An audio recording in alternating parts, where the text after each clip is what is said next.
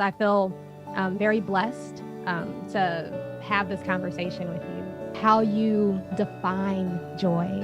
If you take away or erase these boundaries within you, you will see whether you sit, stand or sleep, you will be joyful. 95% of the human suffering is all generated from within. Self-help, it's called. Anxiety doesn't come knocking. You are becoming anxious.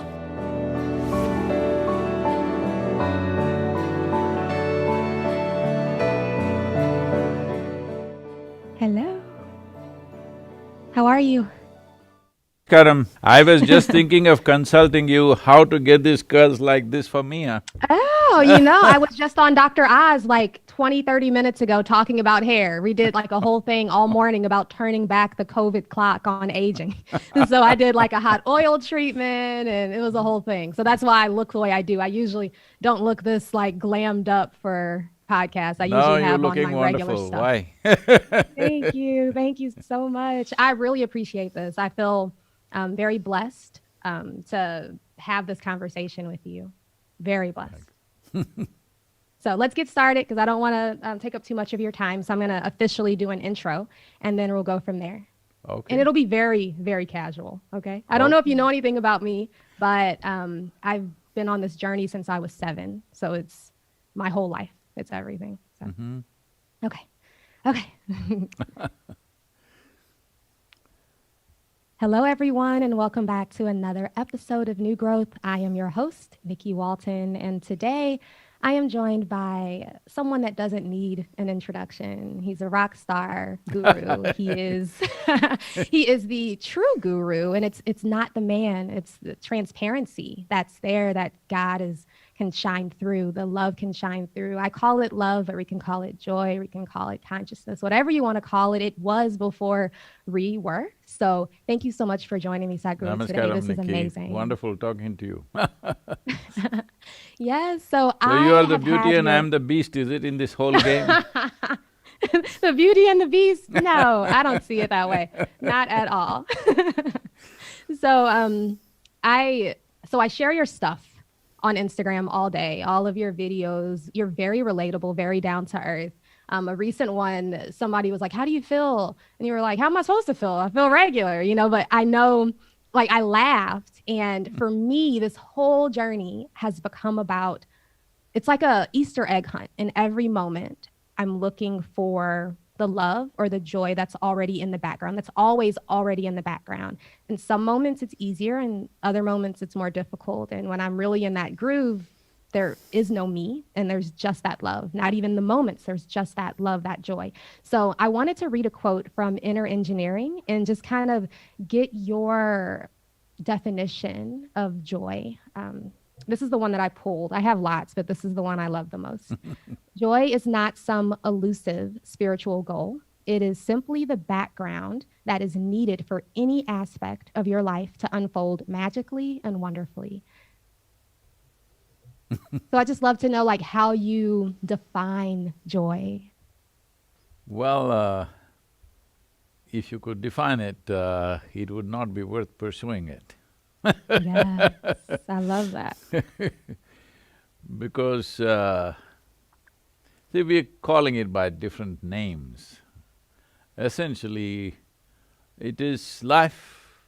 If it's exuberant, in its exuberance, it may be joy, it may be blissfulness, it may be ecstasy. Well, if it's relatable, it may become love. These are all different manifestations of exuberance of life. Joy is not a philosophy that you take on. Like right now, it's become in pursuit of happiness. Where are you chasing it? And why is it elusive? Because you think it's somewhere else. It's just that this life, when it functions in an exuberant manner, not in a depressed way, in an exuberant manner, that means if you open the cork, it is exuberant. If you close it and keep it, then it becomes depressed. So what is opening and closing when it comes to life? See, the fundamental thing is this, well, once you become a human being, what it means is, all other creatures are instinctively bound by boundaries. Like, you may not have seen this in United States, but if you were somewhere else, you would see this. If you were in the wild, you would see it. All carnivorous animals, let's say a dog, if you leave him outside, he goes on peeing all over the place. He doesn't have any urinary infection or problem. He's setting his boundary by his smell. So he's building his own little pea kingdom of whatever. It's a big thing for him because for him to be clear what belongs to him, what doesn't belong to him, he has to set a boundary. But once you become a human being, when I say a human being, in a way, the highest point of evolution on this planet. That means the finest life on this planet must be us. Well, we are proving to be otherwise, that's a different matter, but actually we are the finest life on this planet, most intelligent, most refined, most capabilities in terms of our faculties, everything. So if this is the finest life, if you look at the longing of this life, what you would see is, whoever you are right now, you want to be something more than who you are right now. This doesn't stop anywhere. Even if I make you the queen of this planet, I'm not thinking of that, I'm just saying, okay? That'd rock, that'd be awesome. Even if you become the queen of this planet, you will not be fulfilled. You will look at the moon, you will look at the other planets, if I give you the whole solar system, you look at a galaxy. If I give you one galaxy, you will look at the next one. Because there is something within a human being wants to expand limitlessly. So this is the fundamental shift that happened between animal nature and human nature. Animal nature is always trying to fix its boundaries because its only goal is survival. Once you become a human being, you're always seeing how to expand your boundaries because what you call as human begins to kick in only when survival is taken care of. When survival is in question, we are like any other creature, biological entities of food, sleep, reproductive needs and survival, essentially. So this dimension of longing to expand is not about more, it wants to expand limitlessly. So, the simplest thing is, if one is not identified with the limitations of one's own physical self, one's family, one's community, one's nationality, race, religion, caste, creed, whatever else, if your identity is not like a limit on your ability to expand, then life will be naturally exuberant. When it's exuberant, one form of its expression is joyfulness. So joy is not a practice, joy is not a philosophy, joy is not your ideology in life, nor is joy coming down to you from heaven, because this has happened to the world that all the beautiful things that human beings have been exported to heaven. If you say peace, people say divine peace. If you say love, they say God is love. If you say joy, people will say heavenly joy. No, these are all human things. Your peacefulness, your joyfulness, your loving nature, all these things can happen within you when you are willing. When I say willing, when you are a willing piece of life.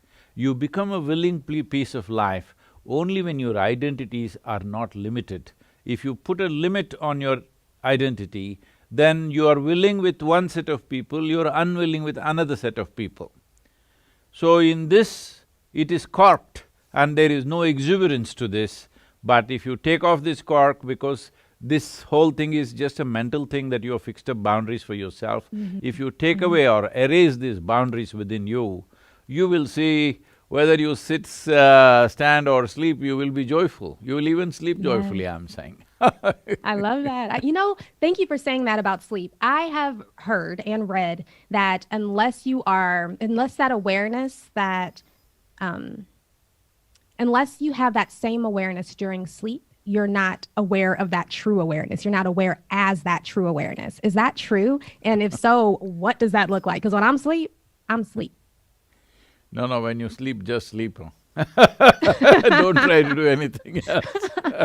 I go to sleep like with a mantra and I'm like, okay, there's some piece, some part that's gonna be aware. No, I sleep. And then I wake up and I'm like, well, there was sleeping and I'm peaceful now, but I don't know what happened during that time. It's like unconsciousness. See, there are too many things, people coming to me and saying, Sadhguru, in which posture should I sleep? I said, on your back at least when you sleep, give up all this rubbish and just sleep. Sleep Just like sleep. you're dead. That's how I sleep, apparently. Yes, that's how you should sleep. You must sleep like you've gone dead. If you sleep like this, your duration of sleep will naturally come down because you're sleeping deep. Because the body needs that maintenance time. At that time, don't try to do anything. When your car is in maintenance, go and don't start the engine, you'll kill somebody. Exactly, exactly. Let it be. Exactly. Only thing is, why these things have come up is, it is just that, see, awareness is again not an effort. It is like, see, what are you aware of, what are you not aware of, simply depends on what is the brightness of your awareness. So we can use an analogy like a light bulb. Suppose you reduce the voltage for a light bulb, it becomes dim, So if the voltage is at a certain level, suppose you're in a room where there are 25 people, voltage is so low that you can only see 2 people. In your experience, you think only 2 people exist. But if you increase the voltage, you may see 5 people. Then you'll think, oh, there are 5 people. But if you put on the voltage full on, then you see 25 people. So your whole experience of life is dependent upon or determined by what is the voltage of your life energies. So don't try to be aware. If you enhance the intensity of your life energies with the right kind of practice, then you will naturally be aware. This may also seep into so-called unconscious states like sleep, that you become aware of that also. But don't try to be aware, all you will have is disturbed sleep. Yeah. Yes, exactly. So in the beginning of my spiritual journey, it was very much like law of attraction stuff, and I would try to feel exuberant. I would try to feel joyful. And over time, a very short time, I learned that it did not work. And I would become aware in quiet moments during meditation or even just kind of sitting and doing nothing of a peace in the background that grew to become at times joyful. And a part of my mind would say, no, we need to be super excited to make stuff happen. And as time went on, I could see that that was coming from that lack, from that corked being of, if I feel super excited, then I can bring something into my experience that is not already here. So the more I relax into that and recognize that it's already here, the more things have flowed in my life, including this experience that I'm having by being able to ask you my questions and share my story. I feel that it is a manifestation of this very natural exuberance that's here. So you're telling me you somehow manipulated me into this? I guess so, these energies. It's like when I'm super stressed out, it's reflected. I see that reflected in the emails that I get and the responses I get from people. But when I not feel with this body necessarily, like not me purposefully being happy or fake smiling, but an inner smile that's just there as long as I remember to turn to it. As long as I remember to become aware of it and kind of live out from there, even if Nikki's upset or nervous. I told you I was on Dr. Oz earlier today, and I didn't even really have a lot of preparation time for it. So to have that heart racing, but still be aware of peace or even joy in the background, for me, it's very anchoring. And I don't believe I'm deluding myself. So there are 2 Nikkis, huh? That's dangerous, huh? Ooh, tell me more. Because I saw in your bio that you're also a therapist? Therapist. Yeah, Psychotherapist. licensed psychotherapist. So I went to school in Chapel Hill, North Carolina. Two Nikkis means either you're schizophrenic or you're possessed. Ah! So Am I possessed with love? Can I be possessed with love? Can I be possessed by joy? You can possess love. Why should love possess you? Oh, okay. You can possess love, joy, ecstasy in your life. You're capable of possessing all this in your life. These must be your greatest possessions, that you're blissful. People think they Yes. have a car or a home is a big possession. No. The dollars are not the best possession to have. They're useful. Right. They're Right. useful to create a certain amount of comfort for us, but the best possession to have is blissfulness. You don't have to be possessed by it, because see, we are looking at these dimensions of life or aspects of life as some kind of quantities or some kind of commodity that we must have it. Yes. Happiness is not something that you will have, joy is not something that you will have. You just can become happy, you can become joyful, isn't it? I have joy in my life, what is that? Have you stored it in a balloon or a box or where? I'm asking. There's no such thing as having joy. You can become joyful, you can become loving, you can become blissful. So becoming blissful, becoming joyful, becoming peaceful, what does it mean? See, if your body becomes pleasant, we call this health. Everybody wants it. Body is pleasant right now, this is health. If it becomes very pleasant, we call it pleasure. If your mind becomes pleasant, we call this peace. If it becomes very pleasant, we call it joy. If your emotions become pleasant, we call this love. If it becomes very pleasant, we call it compassion. If your very life energies become pleasant, we call this bliss. If it becomes very pleasant, we call it ecstasy. If your surroundings become pleasant, we call this success. Only to create pleasantness in your surroundings, you need the cooperation of other forces and people. Because creating pleasantness in the surroundings is a skill of a certain kind. You must be able to put many forces together, otherwise it won't work. But pleasantness of body, pleasantness of mind, pleasantness of emotion and pleasantness of energies are 100% your business, 100%.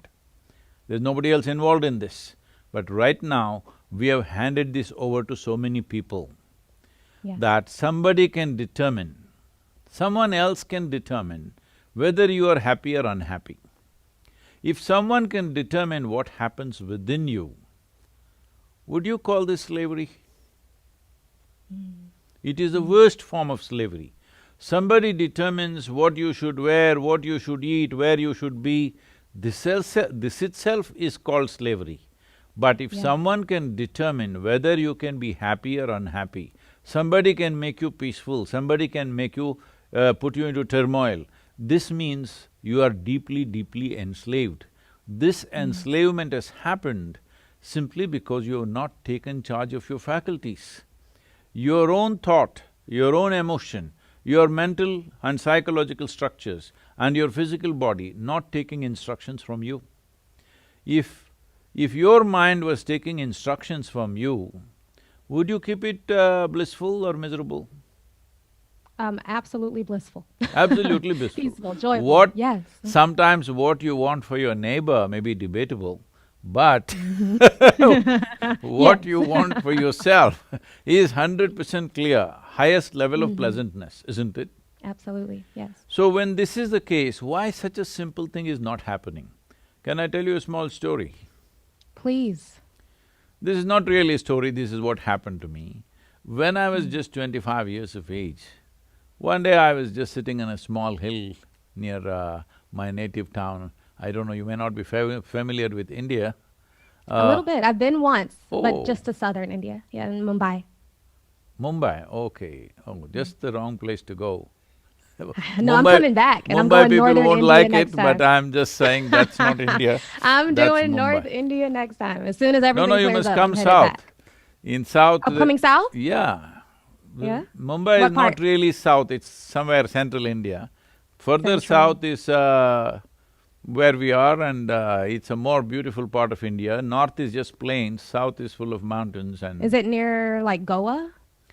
Yeah, Goa and further down.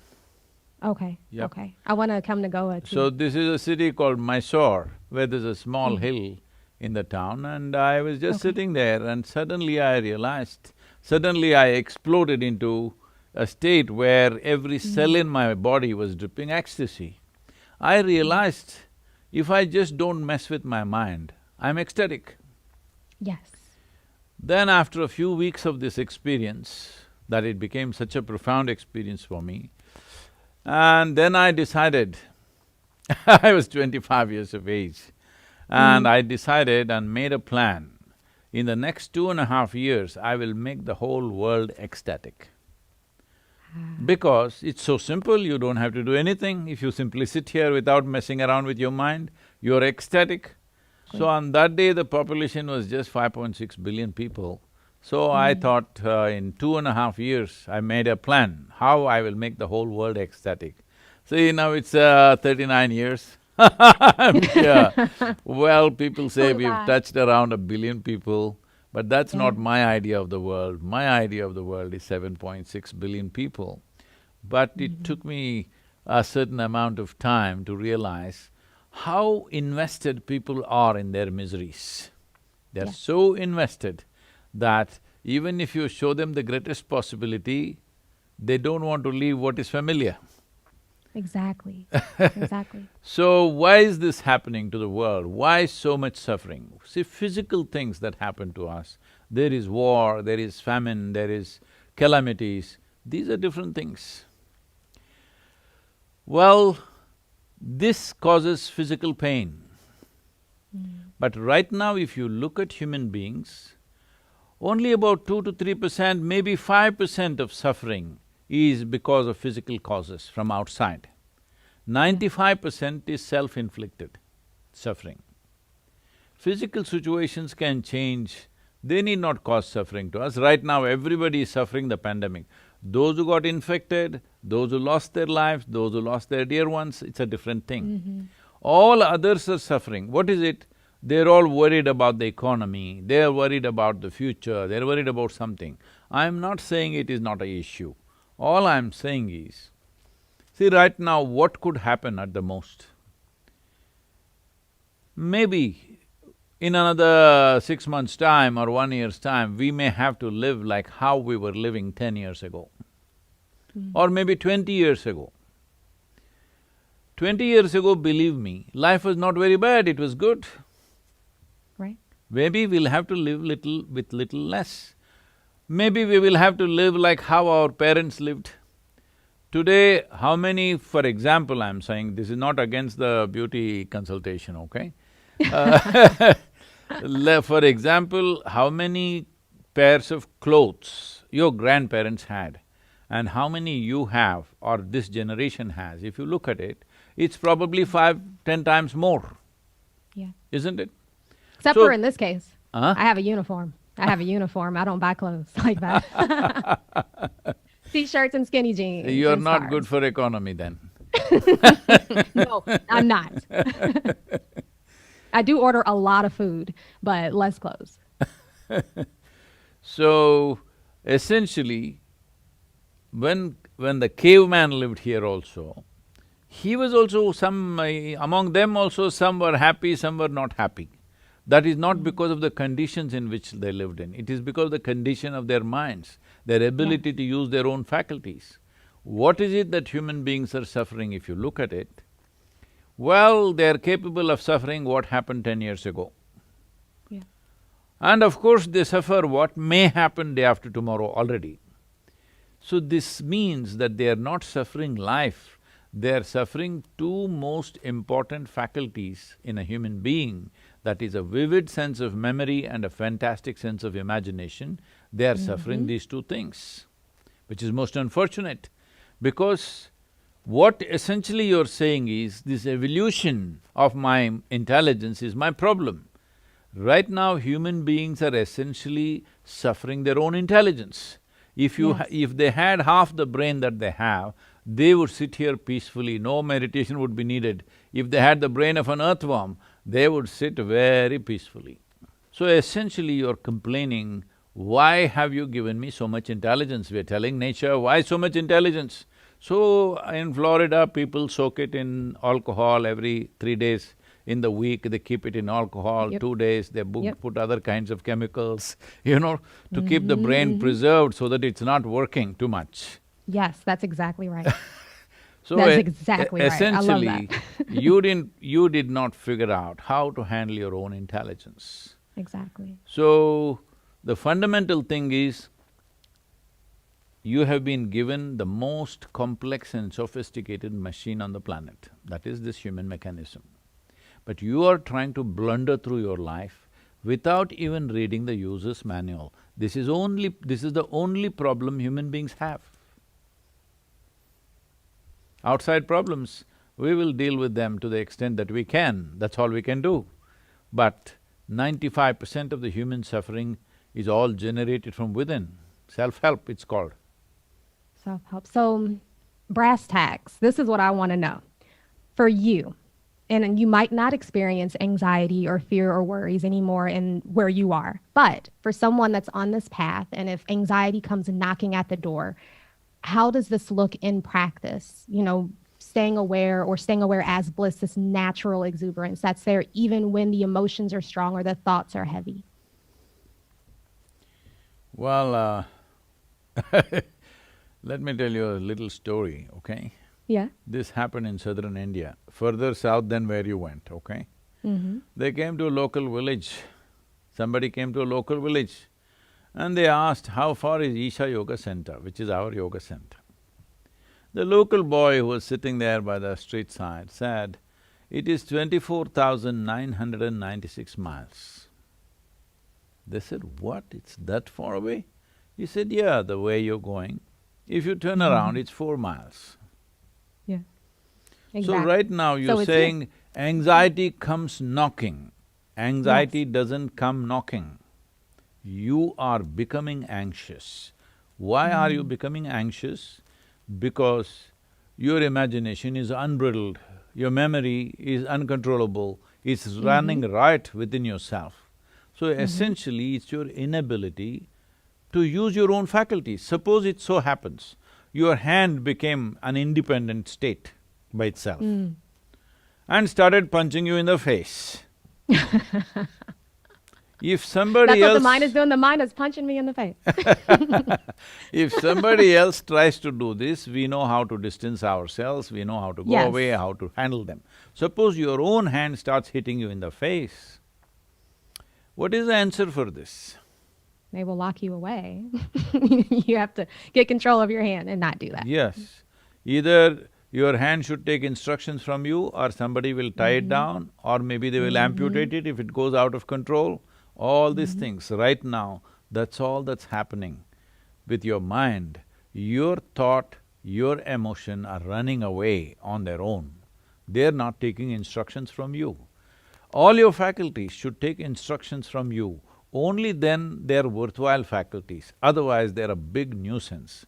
Right now, unfortunately, most people are making their own intelligence into a nuisance. See, in my understanding of life, I feel intelligence is a solution for everything. But right now, everybody is trying to prove intelligence is the only problem they have. So anxiety doesn't come knocking, you become anxious. You become anxious, and then because you're in this practice, you recognize, I've become anxious, and then see what's also here or what is here. Instead of walking, like you said, 5,000 miles in the other direction, recognizing what's here. Is that the practice? Is that what you do in a moment like that? For people that are still dealing with that heavy mind? See, all they have to see is… the fundamental thing that they have to absolutely recognize is human experience is caused from within, pleasant or unpleasant. Whether it's joy or misery, both are caused from within us. What is happening from within us must happen the way we want. The world will never happen the way you want 100%. World will never ever happen 100% the way you want. I'm saying your own family, if there are 2 people or 4 people in the family, they will never happen 100% the way you want them. If they happen 51% your way, you are the winner. No, I'm not talking about the election, I'm just saying We are not touching that. Very, very happy. I'm saying if your life is happening little more your way than somebody else's way, it's great. Yeah. But it will Yeah. never ever happen 100% your way. Yeah. It's just not possible. So, what is around you, the world around you, people around you, life around you will never happen your way. But this one life must happen your way, isn't it? If this one doesn't happen your way, you're a lost case. Absolutely. There are no quick fixes, there are no adjustments to make. You need to just understand this. Human experience is caused from within. The seat of your experience is within you. You are not sitting there, that's a problem. You are not at an individual, that is the problem. You are identified with too many things. Right now, the way when people say, my life, if somebody says, my life, you're supposed to look, where is this life? Is it in the office? Is it in the bank? Is it in his car? Is it in his home? Is it in his wife or husband or children? Where is this life? Because he thinks all this is his life. This is not your life. These are arrangements you made to facilitate this life to happen in the best possible way, isn't it? Yes, definitely. You made these To arrangements. give you the most comfort. But now you're mistaking the arrangements to be life. Right. You sit on a chair for your comfort. After some time you think you are the chair, you know what happens to you? You will walk around with the chair stuck to you. That's a bad way to live. Right now, Yes. that's all that's happening. With I this, see. with this there is anxiety, with this there is struggle.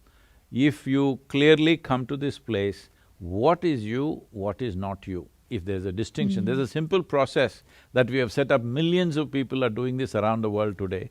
It's called as Isha Kriya. It's free downloadable for anybody who wishes to do it. This is a simple process to create a little distance between what is you, what is not you. When I say what is you, what is not you, this very physical body is something that you gathered over a period of time, isn't it? You were not born like this, it happened. So what is this? That lot of food that you're ordering, I'm sure you're not eating that lot of food looking at you. I like fried, greasy, cheesy things. I'm doing better though. Maybe you're looking at them, you're not eating them, I can see that. So, the food that you've eaten has right now transformed itself into your body and be like this. Where did the food come from? Just the soil that you walk upon is food, food became like this. Someday, once again, this will become part of the earth. So this is yours, this body is yours, but it's not you. Similarly, your psychological structure, these are millions of impressions that you have taken in, and it's formed itself given itself a certain shape and a form and a quality. Now, this is also something that you gathered. What you gather can be yours, but it will never ever be you, isn't it? So if you bring the distinction, all your problems are over. Got it. That little distance is needed. And is it a matter of remembering that distinction? See, if you make your life energies very intense, you will see naturally physical body and your psychological structure will move little away, it'll give you little space. It's like, see now I'm wearing loose clothes, always you're conscious that these are clothes. Suppose you wear really super thin, tight, skin-tight nylon clothes. After some time, you don't know which is you and which is your body. It becomes one with you because there is no space. So where there is no space, there is no perception of what it is. Because there is no perception, you don't know how to deal with it. It's like this, on this planet we went on arguing whether this planet is flat or round, this debate was going on, and you know that Galileo stuff and all that. Yes, yes. Anyway, this would have continued forever, but the moment we took off and we started flying, we could clearly see it is round. We went and stood on the moon and looked down, 100% it was round, all right? What is it that gave us this perspective? Because a little distance. Similarly, a little distance from your body, a little distance from the mental structure if you create, you have absolutely know where the handlebars are and you can hold them and manage them the way you want. Yes. I love that. So it's the distance, recognizing that you are not the body, recognizing that you are not the mind, still being there and seeing that energy come through and move through, but knowing that it's not you. Does that sound near You, what you're saying? yes, you will get to learn to use the body and mind to its best. Your Yeah, body and your mind should work for you, never against got you. it. So what you're calling as anxiety, what you call as misery, any form of unpleasantness that generates from within you, either in the form of ill health or misery, essentially it means your own system is working against you. Right, right. No, that's beautiful. I love how you make everything very, very simple. It I also is… wanted to tell you that I'm taking neem in the morning because of you. I've been doing Ah, that now for at least a month now. so So you thank took… you. I tried to do the turmeric too, but it gave me indigestion, so I haven't been able to. Oh, there is a certain way to consume But that. neem is great.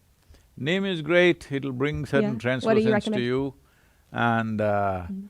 and it will… Once you have neem early morning, nothing seems bitter through the day. Yeah, I take it every morning. It's the first thing I do. Mm-hmm. Neem is the first thing I take when I wake up in the morning now, and it's been for at least a month. Like I don't have much of a morning routine except for just kind of marinating as this love, and that exuberance. And then I do a little reading, and then I take my neem, and then I get started with my to-do list or jumping into my phone. I stopped checking my phone and my news feed first thing, and that changes everything. To just kind of remind yourself that you're not the person, that Oh, you're maybe not we the have to mind. say one more thing, I'm not the body, I'm not the mind, I'm not the phone. I'm not the phone. Yes, because it's become it's another appendage. So in the morning, I'll say not just I'm not this, I'm not Nikki, I'm not the mind, I'm not the phone. I I like think that this one. is I'll add more it. important than the body and mind for a whole lot of people. Man, it's a disgusting addiction. How my thumb will just go to Instagram. It'll just go to my email. I Are check you it doing this in the sleep, huh? compulsively. Are you Yeah, doing this in… absolutely. Not healthy. Not healthy at all. It's better now that I'm not checking it as soon as I wake up. And I have set alarms on all of my apps that shut off after an hour, but you put your own passcode back in to get access back to it. So it still takes like a conscious moment to be like, am I going to re-access this app? And usually I do, but it's still a moment to decide. I can choose if I'm going to continue to be mindless. But yeah, no, Neem has been an excellent addition to my routine. So thank you so much for that. Neem is a wonderful thing, it will also reduce the number of cancerous cells in our body. It has Yeah. incredible benefits. It is one leaf that's found on this planet who has a very complex chemical system, nearly 104 to 105 different types of chemical compositions are there in that. It's a wonder leaf. So, Mm. I'm glad you're in Florida and you must be getting some fresh neem. Yes, I Rest… am. I am. There's a farm here, not too far in Brandon, Florida. And so that's where I get my neem from, and it's fabulous. So I know that we're actually coming near the end of our time together, and I wanted to give you a chance to just let my audience know where they can keep up with you at. Well, oh well, I'm not good at this, you should only say these things. Well, Maybe I'll record like a short thing at the end for us. Like catch we're him on here in Instagram at. Tennessee, on the border of Tennessee and Georgia, near McMinnville. This is where the Isha Institute of Inner Sciences is. And of course, we are in southern India, a much larger center out there. And this is a place you must visit, it's it's an extremely beautiful space out here. And apart from that, of course, there is an engineering.com and whatever else. There is a Sadhguru app, if you download that, everything is there in that. It's called the Sadhguru app, it's free downloadable. And there are various meditations guided meditations that one can practice from this. And also very simple forms of yoga which are called as Upa Yoga, which one can do or practice without any risk of doing it wrong, because proper yoga must be done under care. Just doing it from a book or a video is not a good thing to do, but this is called Upa Yoga, which are very, very simple processes that anybody can learn to do. So, as I said, now I'm kind of condemned to be a failure in my life, that the entire world being blissed out is, not happening. So, I'm only trying to increase my percentages, so tell them that let me be a little better failure than what I am right now. But I'm a blissful failure, so don't worry about me. Blissful failure. I aspire to be a blissful failure. I love that. Thank you, Nikki. Wonderful talking to Thank you. you so You must much. I come and visit appreciate us you. here. You must come and Oh, visit us I at am Tennessee. absolutely coming that way. I love Tennessee. I used to drive through the mountains all the time. I'm between Missouri and North Carolina, so I'll definitely head up there. Do you all have silent retreats? I crave a good Yes, silent retreat. there's a 21-day silent retreats going on right now. You can join the 3-week thing. I wish I was there. I think, yeah, I need that in my life. And whenever I feel the need to go away, like to a cave, I remind myself that that exuberance that would be We in a also cave have is a here where I cave. am. We Oh, I also would have go a there. cave. I didn't know that you're drawn to the caves.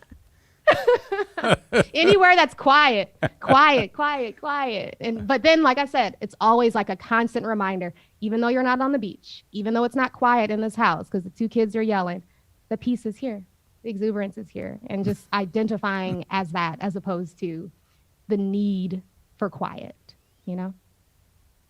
I'm here till end of December. We'll be glad to see you when you come. Namaskar. Yes, I'll be Thank there. you. Thank you so much.